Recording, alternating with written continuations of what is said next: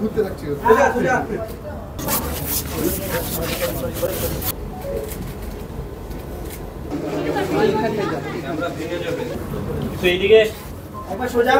মাদারি লুকে রয়েছে কিন্তু আজকে আমার জীবনের এখনো অবধি সব থেকে একটা চ্যালেঞ্জিং ক্যারেক্টার, চ্যালেঞ্জিং গল্প পেয়েছি।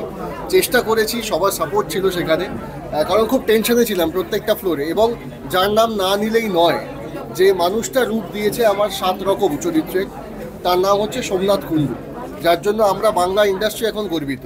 তো সুতরাং সেই মানুষটা দেখতে পাচ্ছি না, আছেন এদিকে এদিকে আছেন, সবসময় পর্দার পেছনেই থাকেন। কিন্তু হ্যাঁ, 7 রকম লুকটা ক্যারি করা যেভাবে মানে নৈপুণ্যতার সাথে সোমনাথদা কন্টিনিউ করেছে, এটা হ্যাটস অফ টু হিম। আমি শুধু ধৈর্যের পরীক্ষা দিয়েছি, চেষ্টা করেছি, এবং সেই প্রত্যেকটার লুকে যেন যথার্থতা বজায় রাখতে পারি।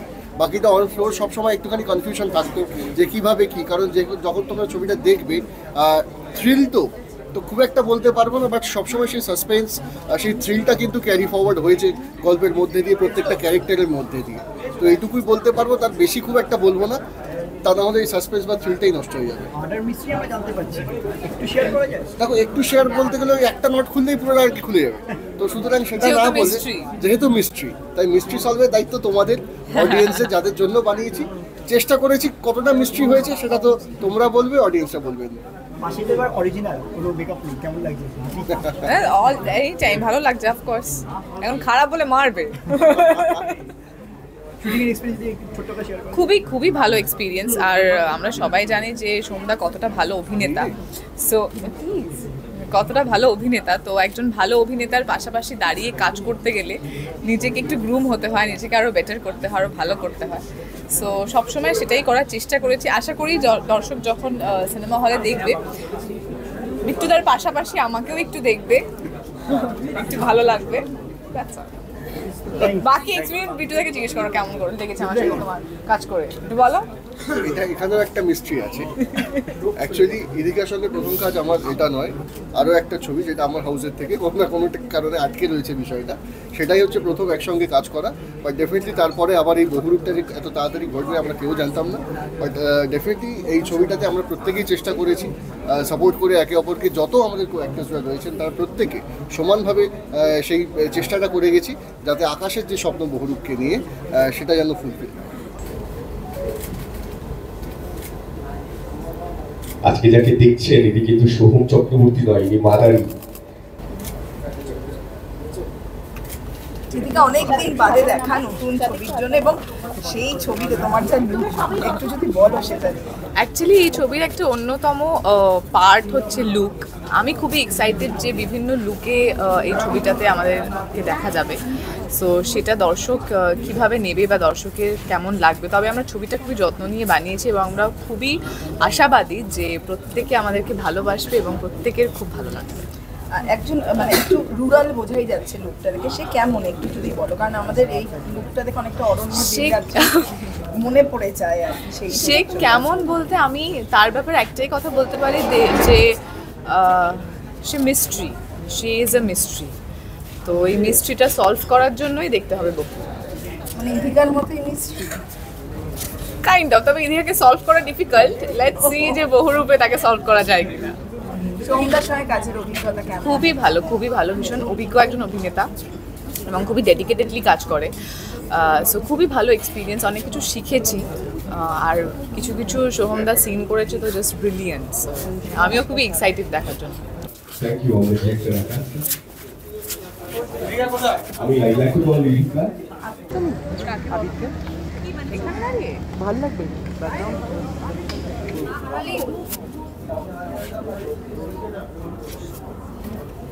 এই তো আমার পেছনেই রয়েছে, আরেকবার সবাই দেখুক, কারোর চেনার জো নেই যে এটা সোহম, এটা আমাদেরই বিট্টু।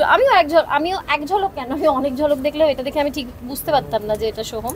আমি ছবিতে অভিনয় করেছি তাই জন্য জানি। তবে এই যে চমকটা, এটা গোটা ছবিতে যতগুলো চমক আছে তার একটা ছোট্ট অংশ মাত্র। গোটা ছবিটা যখন দর্শক দেখবেন তখন দেখবেন যে আরও কতগুলো চমক রয়েছে। এইরকম তো রয়েইছে বাহ্যিক চমক, কিন্তু শুধু বাহ্যিক নয়, আরও অনেক চমক রয়েছে একটা ছবিতে, একটা থ্রিলারে। ঠিক যতটা চমকদার একটা থ্রিলার হলে আমরা বাঙালিরা তো থ্রিলার প্রেমী, আমরা ভালোবাসি, আমরা ডিটেকটিভ সাজতে ভালোবাসি। তো সেইটা যত রকম চমক থাকার দরকার এই সবটাই এই ছবিতে রয়েছে এবং অভিনবত্ব রয়েছে। এটা তো আজকে আপনারা প্রত্যেকেই সোশ্যাল মিডিয়ার দরুন দেখেছেন আজকের এই পোস্টার রিলিজটা। আমার মনে হয় না যে এখনো অবধি কেউ এরকম পোস্টার রিলিজ দেখেছেন, আমিও দেখিনি এরকম পোস্টার রিলিজ যেখানে প্রথম লুক যেটা আমাদের পোস্টারের, সেই পোস্টারের নায়ক যেখানে দাঁড়িয়ে থাকার কথা আমরা লাইভ সেখানে নায়ককে দেখতে পেলাম দাঁড়িয়ে থাকতে। এবং এই যে পরিকল্পনাটা, এটাকে এক্সিকিউট করা, যে কেউ জানতে পারেনি যে আসলে সোহমের আসতে দেরি হচ্ছে না, আমিও জানতাম না আসলে, সেটাতে আমি আরও দারুণ মজা পেয়েছি। যে এই চমকটা উপভোগ করতে পেরেছি আমি, যে আরে ও আচ্ছা এই জন্য দেরি হচ্ছিল সোহমের, এই তো সোহম, সেইটা আমার দারুণ মজা লেগেছে। এবং এইরকম একটা অভিনব ভাবনা যে টিম ভাবতে পারে, সেই টিমের ছবির মধ্যে কতটা অভিনবত্ব থাকবে সেটা আপনারা নিশ্চয়ই বুঝতে পারছেন। এবং আমি আরও বেশি আত্মবিশ্বাসটা আমার বাড়ছে যে এই ছবিতে বহুরূপে আমি একটি গেস্ট অ্যাপিয়ারেন্সে আছি, ছোট্ট। এবার আমি চরিত্রটা কেন করলাম, কারণ বহুরূপের যে সিকুয়েল তার গল্পটা লেখা হয়ে গেছে, আমার চরিত্রটার যে বিস্তার সেটা সিকুয়েলে, এবং সেটা দারুণ দারুণ দারুণ মজার। তো আজকের এই অভিনব ভাবনা দেখে আমি খুব কনফিডেন্ট হলাম যে আমিও এরকম অনেক চমক দিতে পারবো দর্শককে সিকুয়েলে। এবং আমিও দর্শক হিসেবেও ভীষণভাবে অপেক্ষা করে আছি যে ছবিটা কবে থিয়েটারে রিলিজ করবে এবং আমি থিয়েটারে গিয়ে ছবিটা দেখবো, আমি অপেক্ষা করে আছি। আপনারা প্রত্যেকে থিয়েটারে আসবেন ছবিটা দেখতে, না হলে কিন্তু মিস করবেন, অনেক কিছু মিস করবেন না হলে।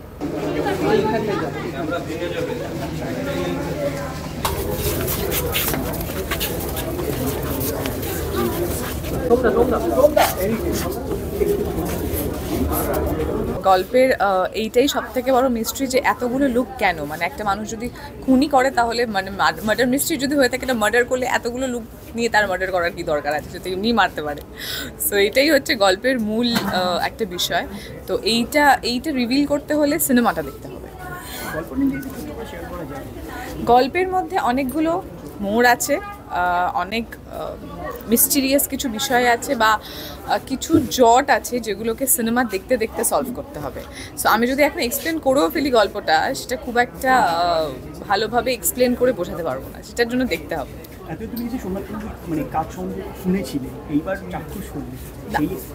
আমি সোমনাথদার সঙ্গে অলরেডি দুটো প্রজেক্ট করে ফেললাম।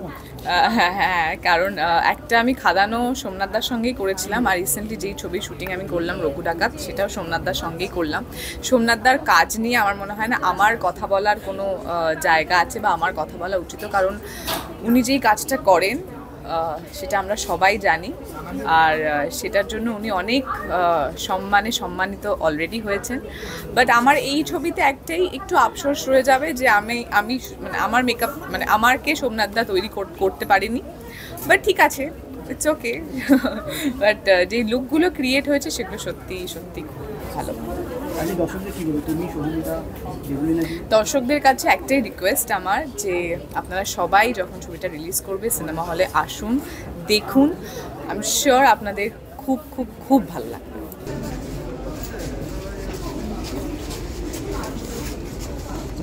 ঘুরতে যাচ্ছি